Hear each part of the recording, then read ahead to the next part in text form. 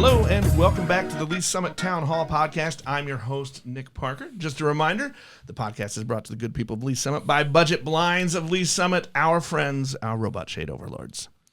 If you're ready to make your home a smart home, you want to add all the good things, you can go there because they're your home for enlightened style shades. And not only do they have all the things you need to make your home great, they're just good people. They're good people who support a lot of our local nonprofits who are there for the community every time. So when you're ready to add some home decor, some window coverings, maybe some pillows, some throw pillows for your couch, go see our friends at Budget Blinds. Tell them Nick sent you. All right, new episode. I kind of don't like this. I'm a little bummed about this one because it's August.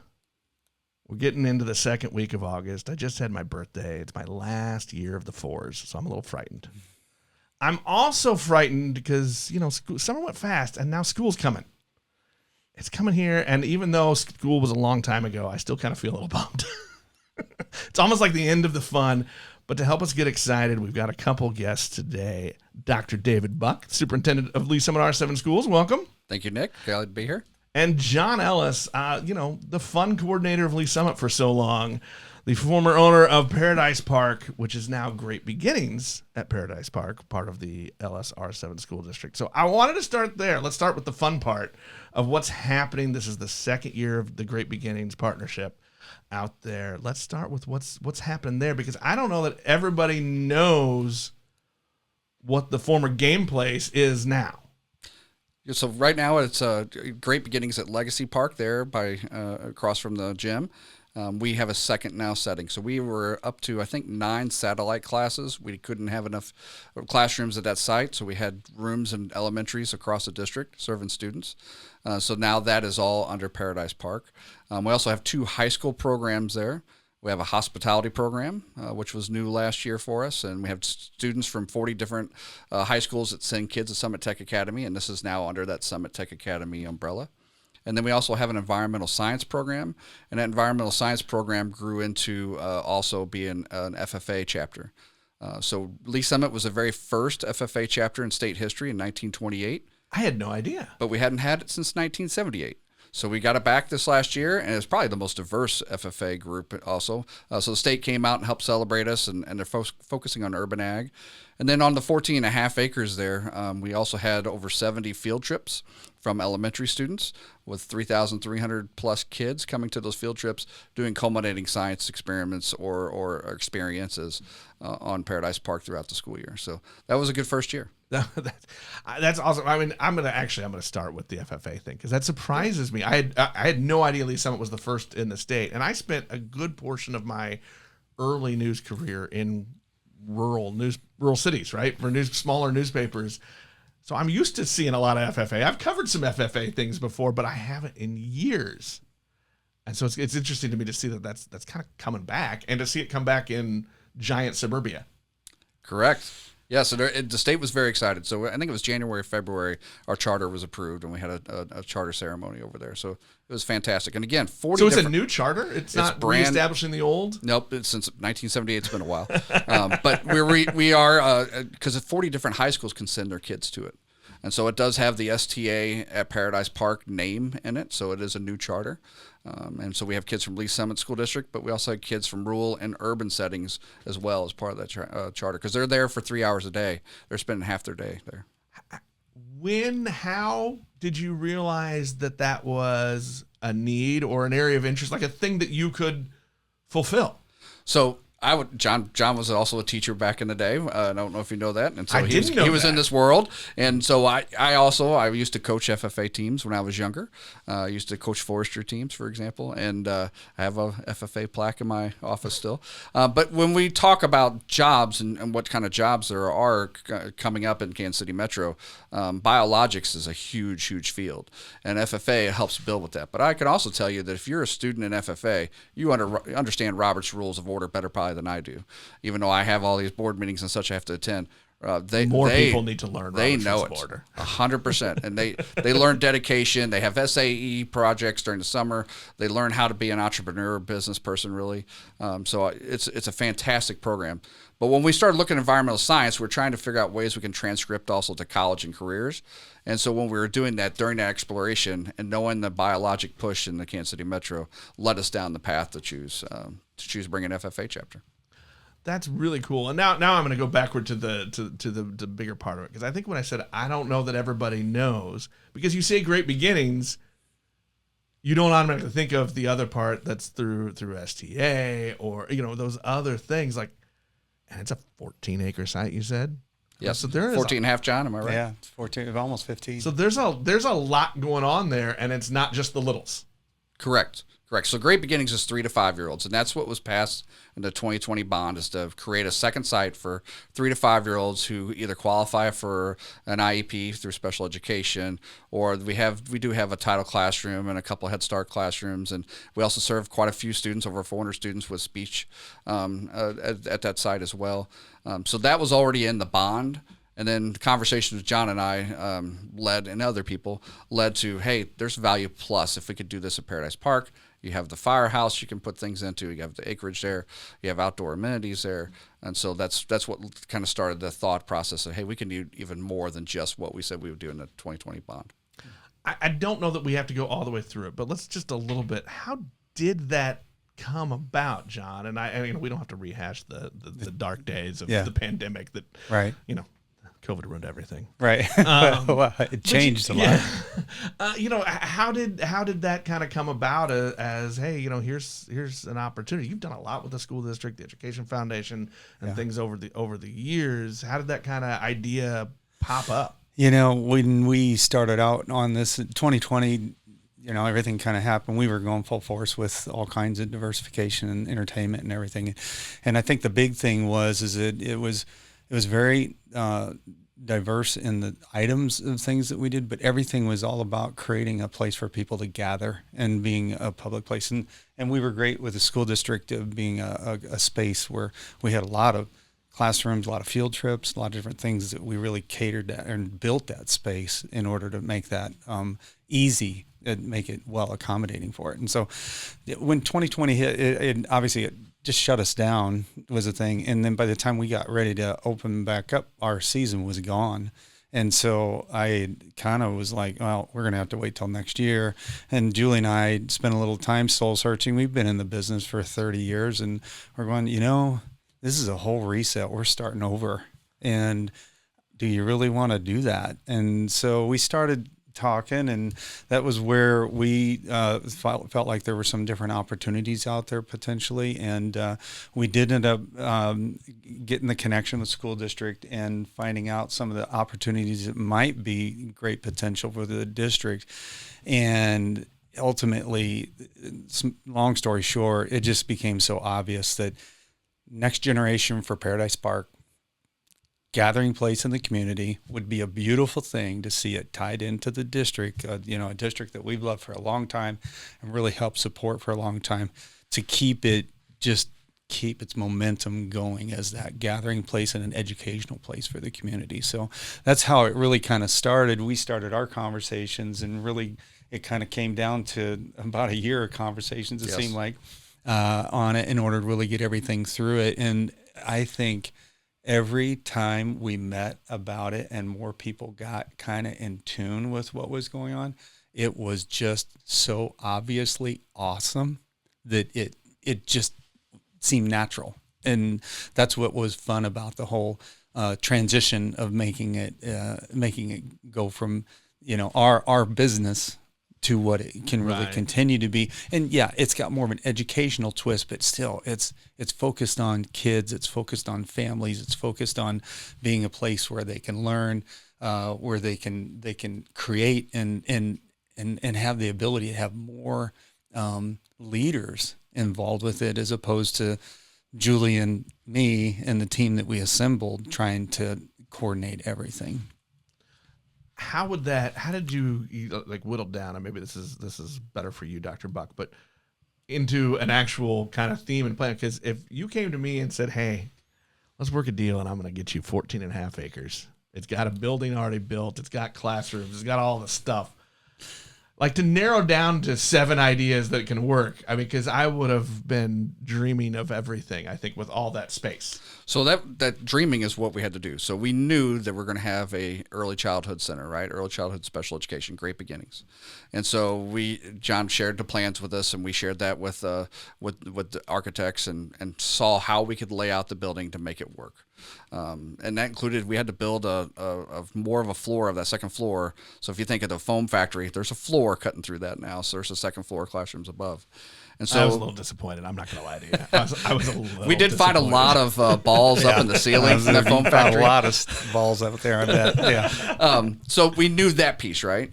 But we also knew there was potential because there's the firehouse. John and Julie had acquired the firehouse there as well, and that was part of it. You have 3 ponds. One's almost a half an acre. You have the outdoor amenities. You have the pavilion.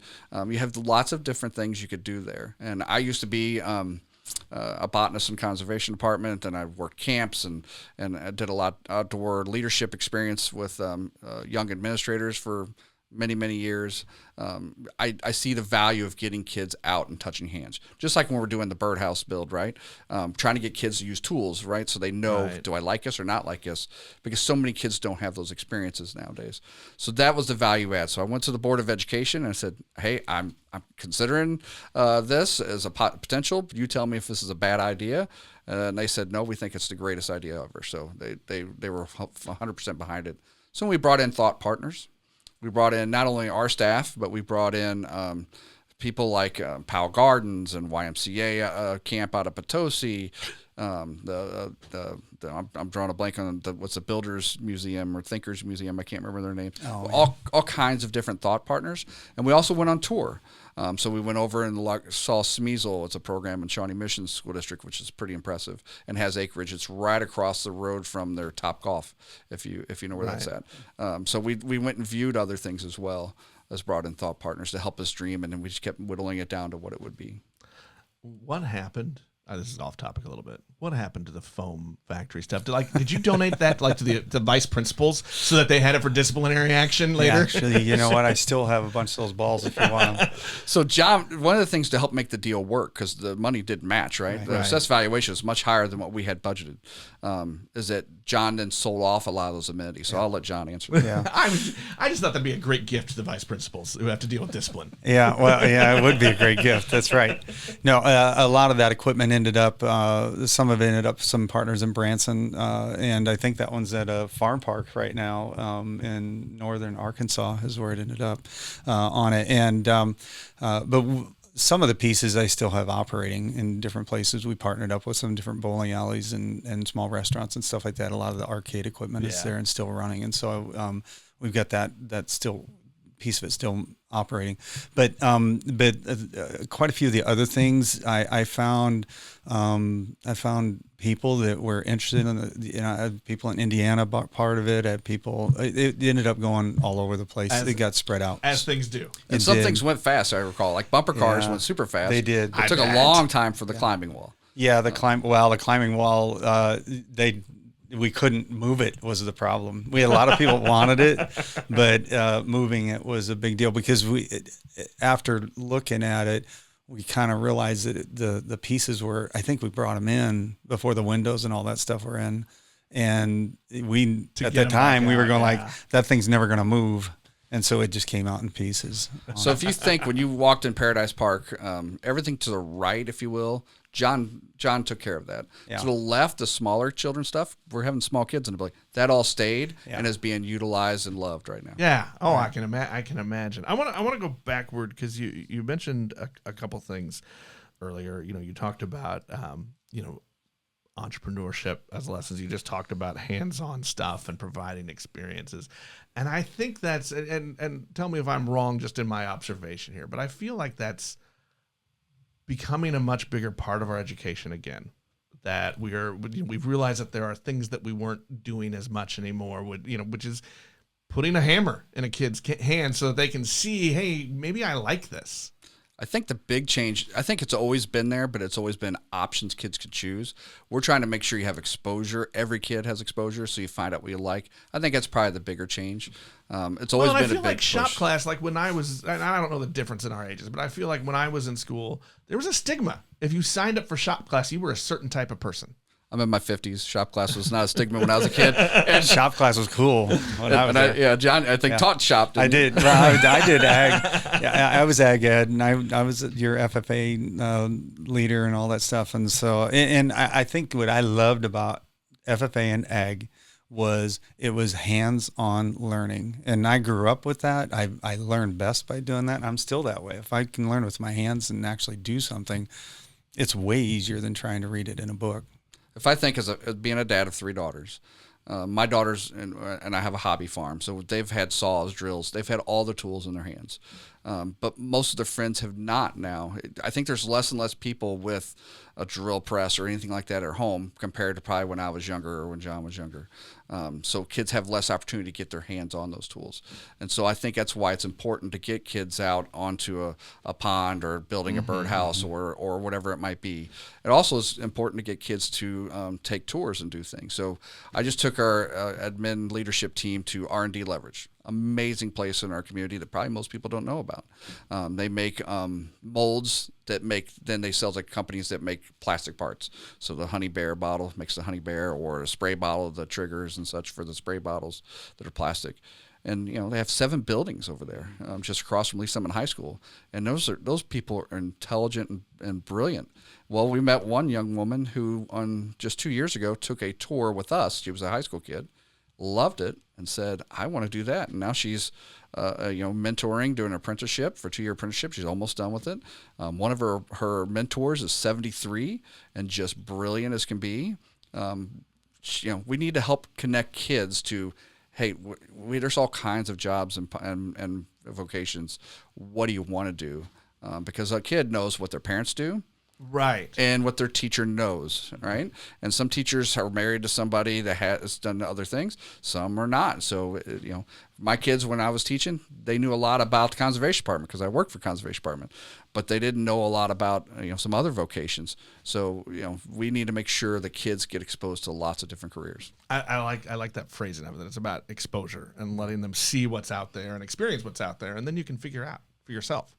Correct. Whether it's something you're attracted to or it fits with your brain and personality, right? Yeah. I think I'd look at a hammer funny, probably. And don't get me wrong, we still need technology, right? I think our second largest employer is Homeland Security in our city.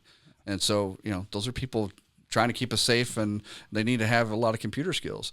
We need all kinds of. I want my dentist to go to college. I want them to know what they're doing when they're going to drill, right? So, but it's not for. We don't need to have one path for 18,000 kids. We need to help 18,000 kids find their path. Before I shift gears a little bit, I'm looking at our time here.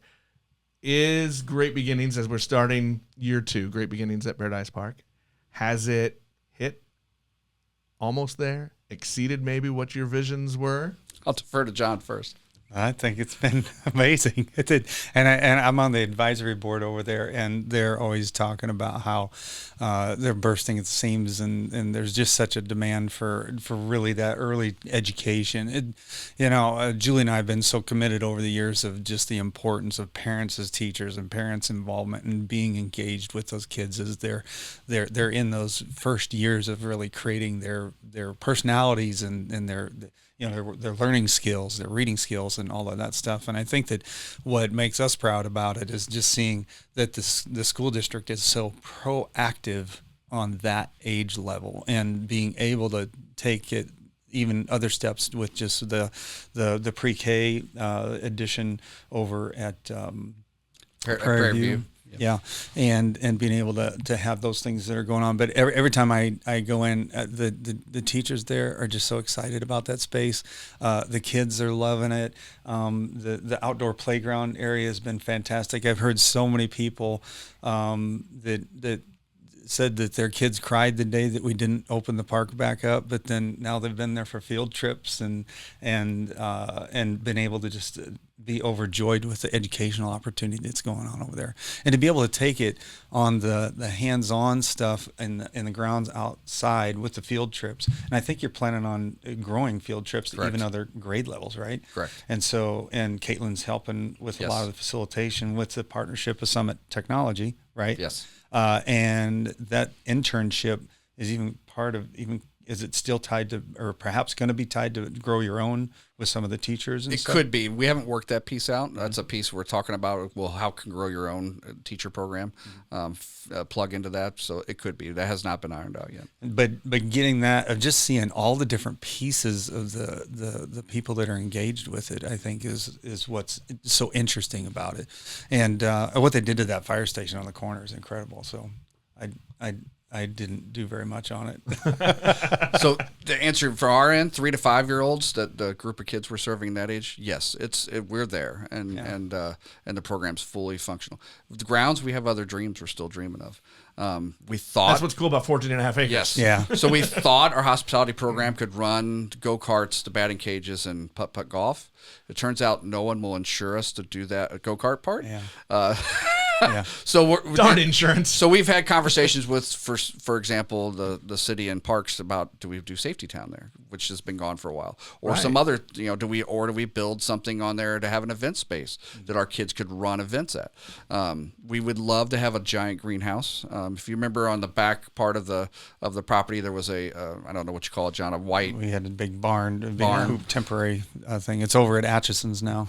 So it's got a pad there. We'd love to have a large greenhouse there. We'd love to have a butterfly house. If you think of the original laser tag, one of the things the insurance company when we bought that said all those barriers have to be removed because it's a sign of light issue. Right. We'd love to put a dome on that and make a butterfly house there. So we have some other dreams. Cool. We've put bathrooms out by the pavilion. We'd love to figure out ways to keep utilizing the pavilion more and more, which we named after Jon and Julie. It's the Jon and Julie Ellis Pavilion now. So we do have some dreams that we still are looking at. How can we expand some things? Do you feel like you're back to your roots a little bit with the nature stuff? Yes, totally. Yes, we'd love to build an orienteering course, for example. Things like that. Kids figuring out other things because they learn about themselves as well when they're interacting and learning something new. Yeah, that's cool. And I love that it is a space that you guys that the district can grow into. Yeah, like new ideas, because I think we know we can't do the same types of things all the time.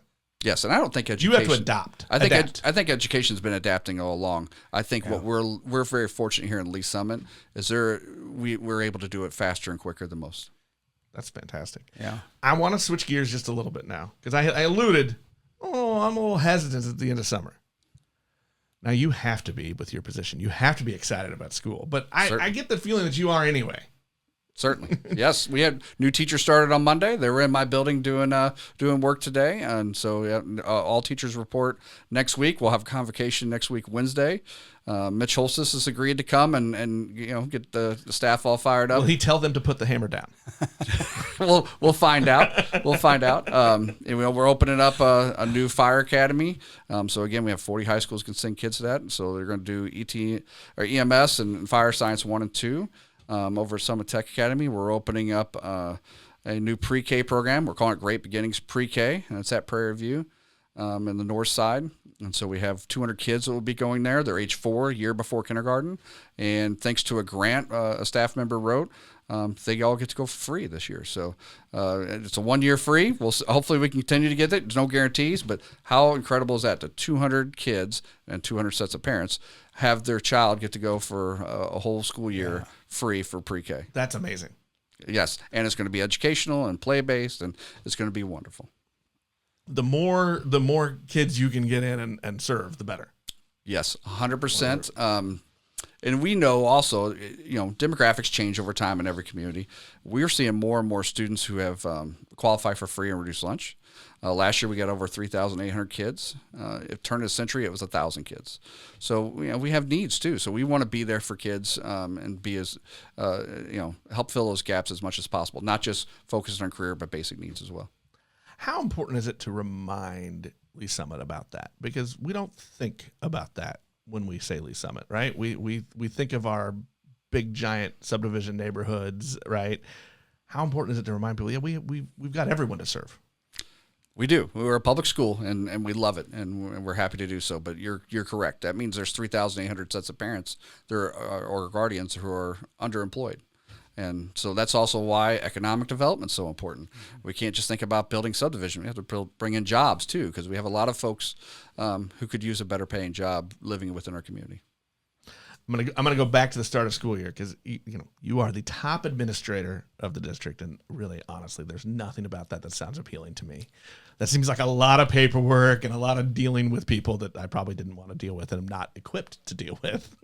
What gets you excited? What gets you excited about the start of a new year? What really gets your passion rolling? So my goal has always been, my whole mission statement is, I want to help every kid grow up to be an adult you and I would be proud to call a neighbor. And that's not defined by a certain job. You can take care of yourself, and when you're able to, you can help others out around you. You're a kind human being. That's always been my goal. As was my goal when I first became a teacher in the 90s, and it's still my goal now. How do you do that as superintendent, as the CEO of the district? So one of the things I do is I look for gaps. So for, and we try to address those gaps or needs. So for example, we'd love to send more kids to Herndon and Cass Career Centers to do more hands-on careers. But kids weren't choosing it. So, well, how do we change the culture? Well, let's get those tools in our hands, right? So that's an example. Or, hey, industry recognized certificates and market value assets, not just the college stuff, but welding certificate or project management certificate. We need more of that because our communities, employers are asking for that.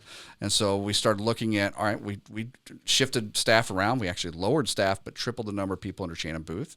And this last year, we had 992 kids get an IRC, industry recognized certificate.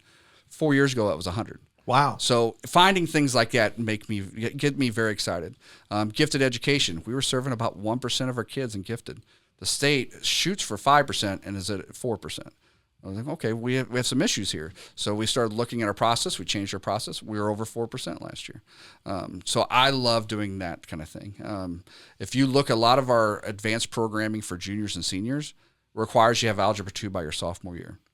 Well, that means you have to take Algebra 1 by 8th grade. I just got shivers, by the way. I got scared. You said Algebra 2. But that means you have to take Algebra 1 by 8th grade. Well, in order to take Algebra 1 by 8th grade, you're put in a track going into 6th grade. So that means you're 5th grade, when you're 10 or 11, you're put on a track that's going to give you the ability to be in these programs when you're junior or senior. Well, we have a lot of kids that aren't in Algebra 1 8th grade. So our push is to redo that so we get the majority of kids in Algebra 1 8th grade, and we'll support you. And if you need to do it again freshman year, we'll do it again freshman year. No harm. It'll be a fail-safe environment as far as that's concerned. But we don't need to make decisions at age 10 and 11 that preclude you to ever joining Sean Harrell's class or somebody else's, an aerospace engineering class or whatever it might be. So that's a lot.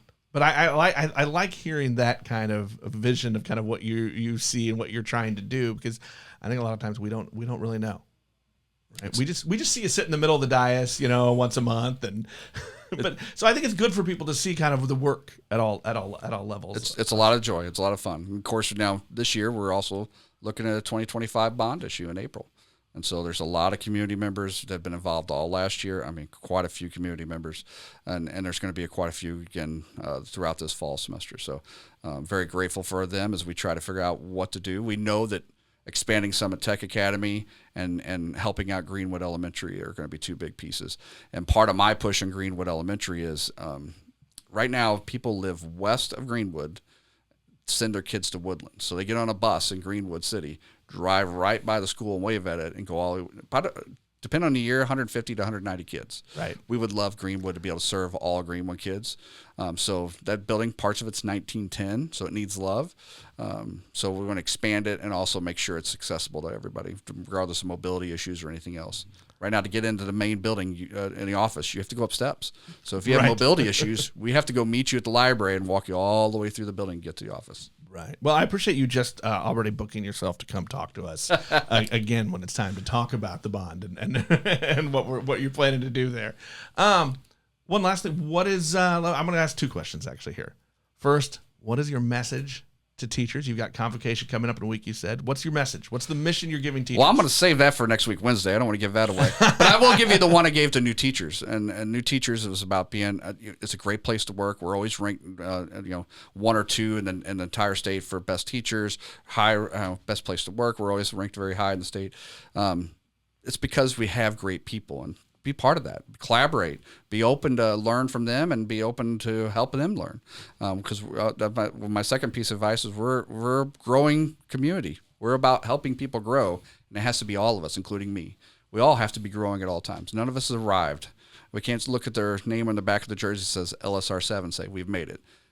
Good's the enemy of great for a reason. And the last was integrity. Integrity is really, really important. And I kind of gave an example to him of, I shared the 1940, this is going to sound, stay with me here, 1940 Cornell-Dartmouth football game. I don't know if you've ever heard of that game. So Cornell was ranked number 2 in the nation, and if they won that football game, they're going to be national champions in college football. They won 7-3. The next Monday, the coach was watching film because you had to get the reels and watch film, and he realized they scored on a 5th down. That's when they scored their touchdown. So he called his coaches in and says, did we really win the game? They watched it like, no, we shouldn't have won. And so the refs missed it. And they missed it too. It was, hot part of the moment. And so he talked to his players, and he convinced the president then to send a letter, say we forfeit the game and gave up the national championship. 50 years later, same thing happens in Mizzou, right? I was about to say, you just gave 10,000 local Mizzou fans. Colorado came in to play Mizzou, and Colorado was, going to be a national champ, is what they were looking at the time. And they had a 5th down, scored on a 5th down. It's the only reason they beat Mizzou. It was a very tight game, high-scoring game. And a journalist asked that coach afterwards, Colorado's coach at the time, hey, do you think you won the game? And he wouldn't answer it. And then they said, well, you know about the Cornell-Dartmouth game? And he says, I know about that game, but we're the better team and we deserve to win. Totally different reaction to coaches. So that journalist then went back and interviewed all of those players that were still alive from 1940, 50 years later. They're in their 70s now. And some were on board from the get-go. But even the ones who weren't on the board at the beginning said it was the best decision ever made. And it was a guiding light on how to make their decisions and comport themselves the rest of their life. And they're so happy that their coach did that. Integrity, people are watching us and watching them. And so that's one of my messages to new teachers was, comport yourself with integrity, because everyone's watching. You never know what they see or don't see. It's really important to have high integrity. And then I had a bonus one, have fun. Always have fun. Yes, kids want to see you care about them and help them grow. And both of those are helped out by having joy of what you do. Have fun. That's true. And I think it's, I'm looking at you, John, who, you ran a fun place forever and ever.